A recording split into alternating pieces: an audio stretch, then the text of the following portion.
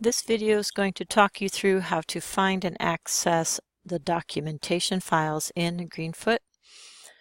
If I right-click on an actor, I can do what's called Open Documentation. And when that documentation opens, it then, because I right-clicked on actor, it opens up the actor class. And if I scroll down, I can see the constructor for an actor, and I can see all the methods that I have available. Because a crab, a lobster, and a worm are all actors or subclasses under actor, they inherit all of these methods from actor. And so in this first particular project that you're working on, you guys are going to use this isAtEdge method. If I click on the highlighted portion, it gives me more details and it tells me the method signature. So it tells me that isAtEdge is going to return a Boolean. It gives me a description, and then it tells me exactly what it returns. It returns true if it is at or beyond the edge cell of the world, and false otherwise. And then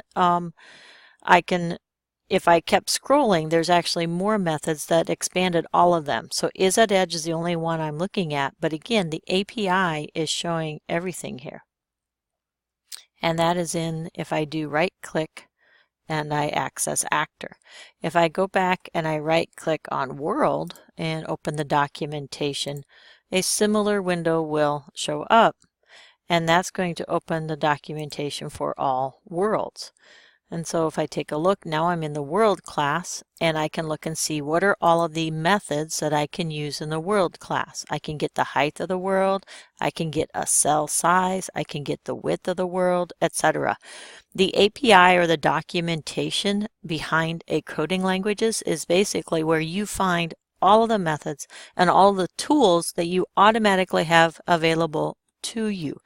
It includes everything that has already been written, so to speak. If I go back to the actor, and if I find, let's see if I can find the move method, because we've used the move method right here. You've used the move method. So you can see this is the signature for the move method.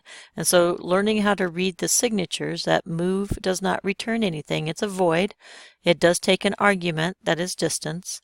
And then there's also another move method. Or is that the only move method that I see there? That's the only move method right there. But anyway, that is how you can access the Greenfoot API within a project.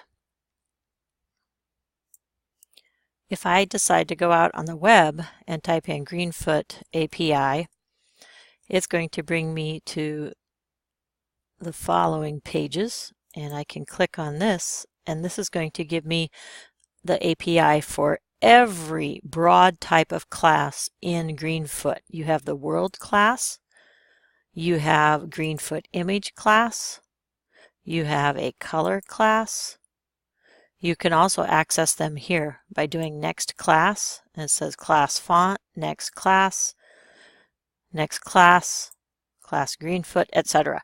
And so whenever you're trying to figure out, can I do something in Greenfoot? Is there a method that's available? You want to access the API in Greenfoot.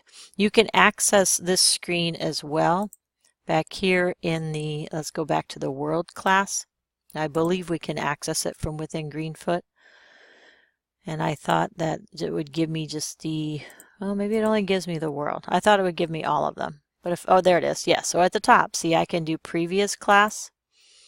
And I could do, then that gives me the user info class. That's to get user information from the keyboard maybe. And I could do previous class, and it changes to mouse. So if I want to gather mouse data, etc. So you can also access the same thing from within your Greenfoot environment. You don't have to go out on the web and Google.